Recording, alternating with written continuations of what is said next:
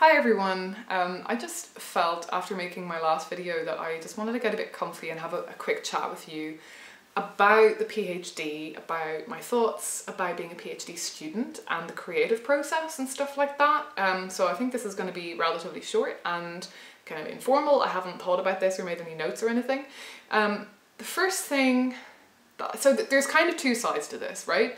So there are a lot of advocates of having a daily writing habit and, you know, working to a routine and kind of following from that, more specifically about a PhD, having a 9 to 5 kind of schedule, like giving yourself a regular work routine. And then there are people for whom that just doesn't work, and that's fine. And I'm one of those kind of people who I really love the idea of being very organized and having a strict routine and strict schedule. And in my head, I feel like I've always felt like I will be so happy when the day comes that I actually have such a wonderfully honed routine that I know that any time during the week I have an idea, I have a handle on what it is I'm going to be doing. You know, like, oh, Wednesday at 2, that's when I write blog posts, or, you know, Tuesday at 10 AM, I'll be midway through my writing block for that day or whatever. And I have spent so much time in my life, especially when in academia, when I've had to structure my own time, trying to, but also when I was kind of largely self-employed, unemployed / self-employed for periods on either side of my years that I spent in the workforce. And yeah, I spent so much time like coming up with all these different types of schedules. So, you know, giving myself just a basic 9 to 5, giving myself chunks of time off in the middle of the day because I'm not productive in the early afternoon, giving myself like a day off in the middle of the week, working a day at the weekend, just giving myself block days when I do specific things on a particular for a whole day, like so many different types of schedules. And the only consistent thing that has come out of all of that is that I don't stick to them, and they make me miserable. I make myself feel guilty if I don't stick to them rigidly. I just always feel like I'm like rushing and hounding myself so that I'm at the desk at the right time and doing the right amount of time, and then I just feel miserable because I'm sitting there feeling like I'm forced into doing what it is that I'm doing. On the other side of that, whenever I've let myself work just completely freely, then I feel the same guilt. I feel the same, even worse kind of guilt, because then I feel like I'm still counting hours in my head. Like I'm still asking myself, how much time have you spent at the desk this week working on your PhD? And if the answer doesn't sound too great, like if I feel like it's been less than a 9 to 5 job, like it makes me really anxious and I'm like, I'm not working to my full capacity. Oh no, I've wasted so much time. And I've come to the conclusion so many times that I need to stop doing that it doesn't work for me, and that it's this kind of pie in the sky idea. And I think the problem is that I see it working so well for other people. Like I think a great example of this actually outside of academia is Kellyanne Maddox. So from what I gather, obviously like I don't know her in person, I don't know her personally, I don't know what her life looks like from, you know, we only get little snippets of her life from watching her videos and stuff, but from what she said, especially about all of her paper planning and when she's described her daily routine and stuff, she is a woman who likes a schedule and a routine. And I believe she has a Virgo moon, and yeah, she's like, this is me, this is what works for me. And like the planner in me, like the little scheduler in me who is like really wants to be like really anal about my routines like that, she's like, oh, that sounds so good, like that's what I want with my life. And then that just reinforces this idea that if I can be strict with myself and pay attention to where I'm losing time, and yeah, if I can just do the paper planning thing, which is not necessarily a bad thing. I do a bit of paper planning, but I'm learning that doing it strictly doesn't work for me. You're seeing a pattern here. Yeah, I just, whenever I see someone like that, and this happens to me all the time, like I'll talk to a PhD student in my college and they'll be like, oh yeah, I always work from this time to this time on that day, and why don't you try doing this? And I'm like, that sounds like a great idea, you know, because then I would know that I'd spent 8 hours on my PhD, blah blah blah. And I really latch on to that idea when I see somebody who seems to be doing well, and that they are a very kind of scheduled, planned individual. I get that just itch, and I start writing schedules and drawing freaking spreadsheets, and it gets a little bit intense. And I had a conversation yesterday with a friend, and I've had many of these conversations, so I'm not particularly convinced that it's going to stick this time. But I had a conversation with her about this, and, you know, said something along the lines of, you know, that I just keep trying to make a 9-to-5 job out of it. And she said, but you don't seem like the kind of person who would enjoy a 9-to-5 job. And I said, no, I don't. I hate a 9-to-5 job. I worked a 9-to-5 job for several years, and I hated it so much that I came here to do this. And she said, stop. Like, why, if you quit your 9-to-5 job to come and do something else, why are you making that something else into a 9-to-5 job if that doesn't work for you? And I know she's right, and I'm finally kind of thinking to myself, yeah, you know, something has to change. I think I have to stop falling back into that pattern of thinking that that's going to be my answer to everything. So there's that. And this kind of coincides as well with the idea of like having a daily writing routine. And I know a lot of writers and a lot of people who say they have to write every single day. And again, when I hear them say that, like a friend of mine recently said, she said, you know, I used to write every single day, and I would write up to 1,000 words every day. Like, this is back when she was like really focusing on her writing, and that was great. And she said, you know, I need to do that again, and I'm just going to start with a low number. I'm going to do 100 words every day, and it's going to be great. And that sounded wonderful to me. And for a while I tried to impose that on myself, and I very quickly realized this doesn't work for me. And I think, again, when I was talking to my friend yesterday, I realised that even talking about the idea of having a daily writing routine, especially when it comes to academic writing, it just made me like, it made my skin crawl.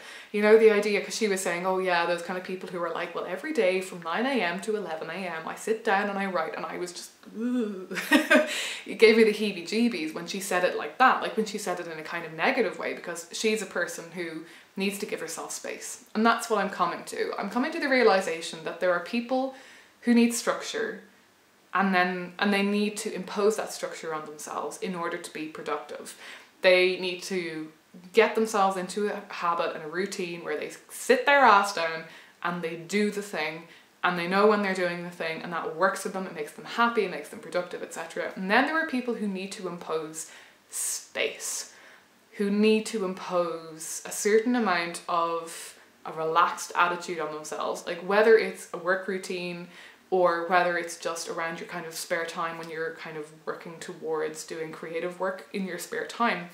I think this is probably, I'm sure this is applicable even if you do have that 9-to-5 job that you have to be working to, you know, for the bills and living and all of that. I'm sure this is applicable in other ways as well. If you're the kind of person who's tried and failed at having like a daily writing routine around that. But this is maybe just more applicable for PhD students and people who have a lot of wide open space in their lives that they have to structure themselves. And yeah, I think I'm finally starting to realise that I'm the kind of person who needs to impose space. That I need space to breathe, and I need space to feel relaxed and easy and confident and assured in myself as a creative individual, and as though when I'm ready to come to the page and put the words down, that I will do that in my own time and when the time is right, and when I've given myself enough space and time for something to be kind of developing in my head. And then I will come and I will sit down and I will write it out. It will all come out. And I know that this is the opposite of what we get told to do. But we always get told, no, you need to be in the habit of writing. And yeah, I will say that when I am in a good habit of writing daily, my writing improves so much. But I can only do that for short bursts of time. Like if I know that I have a particular project that I want to be working towards, I will sometimes say to myself, this month I'm going to write X amount of words, I'm going to write every day, and that will help me get to that goal. But as an ongoing life thing, it doesn't do me any good, and it doesn't do my productivity any good either. On a slightly unrelated note, I would also say, I think there's a lot of discourse in this community and in so many communities about being strict with yourself on the time that you waste, and people saying, you know, that they try to restrict their time on social media, they don't watch television, or they're very careful with how much television they watch and so on. And I, again, the little kind of crazy bunny in my brain, when I hear people talking like that, I'm like, oh yeah, I need to really like hone in on that time that I'm wasting, and I need to get really strict about it, and I need to stop watching television in the evenings and do things that are going to be more wholesome for my creative mind, and blah, blah, blah, blah, blah. And again, it's like I throw all my self-knowledge out the window when I hear people talk that way, and I can't step back and say to myself, this works for loads of people. This is what loads of people need. It's not what I need. Like, I know from personal experience that I actually thrive on small amounts of brain dead time every day. So like every single day I will watch part of a movie, part of a TV show, or some fairly mindless kind of YouTube videos, like nothing like too heavy or too, that I have to engage with too hard, like something quite light and fluffy. I will watch something along those lines every single day before I go to bed, and then when I go to bed I read. So I have this quite a long period of time that I need in the evening to unwind, and that unwinding does actually include kind of brain dead material. Lots of people will tell you not to do this. Lots of people will say there are better things you can do with your time, there are better ways that you can relax and unwind. I have found that it's just a very specific form of unwinding that I actually need in my life. But the thing is, I'm not a big binger. Like, I don't lose entire days to watching TV shows because I get bored when I do that, you know? And I think it depends on what kind of person you are. And I think a lot of people are the kinds of people who will, given the opportunity, they will lose an entire day to a TV show. They will happily immerse themselves. And it's a great treat for them to allow themselves to do that every now and then. And that's fine. And then those kinds of people will feel happier when they feel like they have control over that, when they feel like they're structuring that tendency and even maybe just erasing it out of their lives completely for the most part, or to a large extent, or, you know, so they are making time in their lives for other things. But for me, I actually cherish that time, and I finally, in the last couple of months, I've started to see it as a positive thing in my life. I enjoy that time, and I don't tend to watch things completely mindlessly. Like, I'll have something in mind, like I want to watch this TV show, and it is a treat, it's something nice. And I used to kind of beat myself up about that more, I think.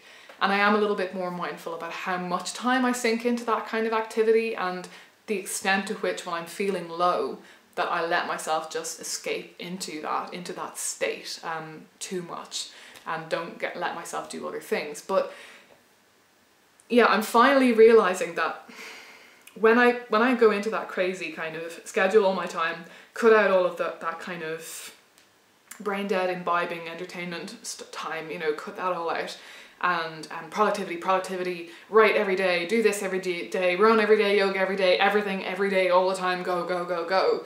What tends to happen is I'll have a kind of manic phase where it feels great and I get loads done.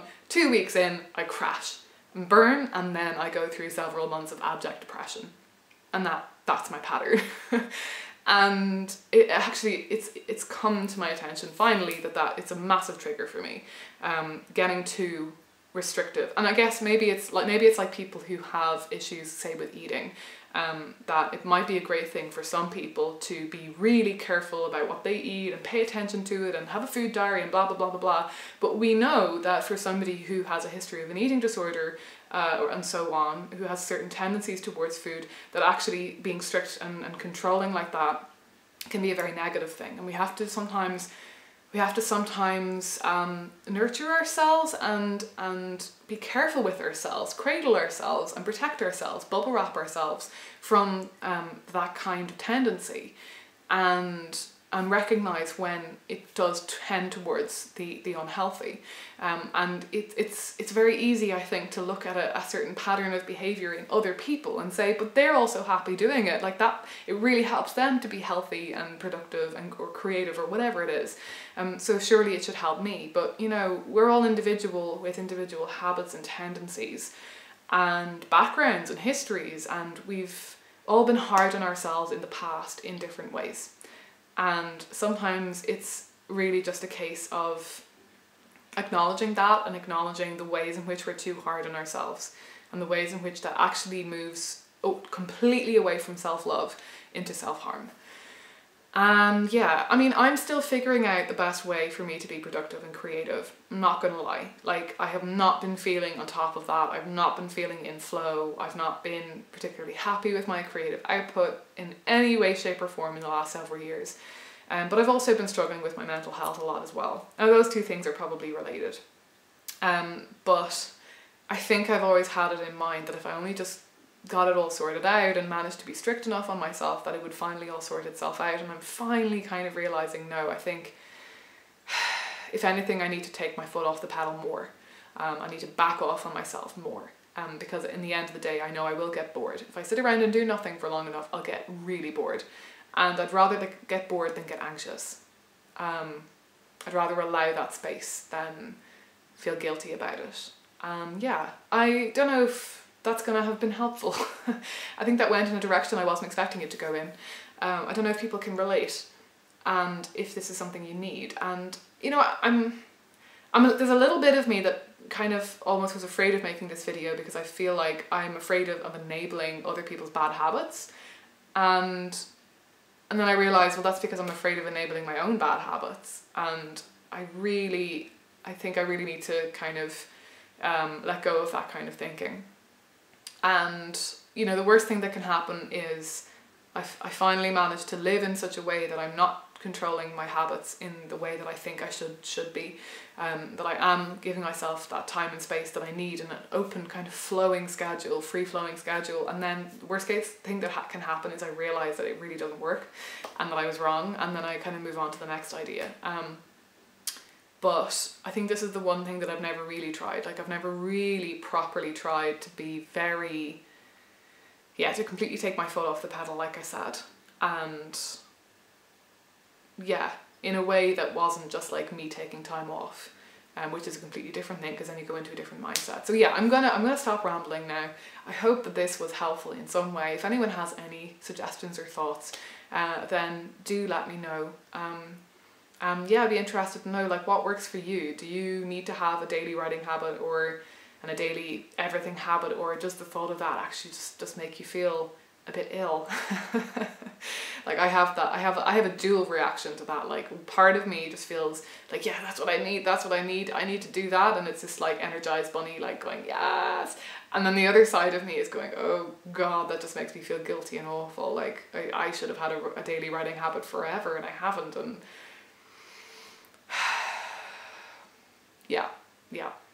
yeah, lessons in learning to be me and just let it be.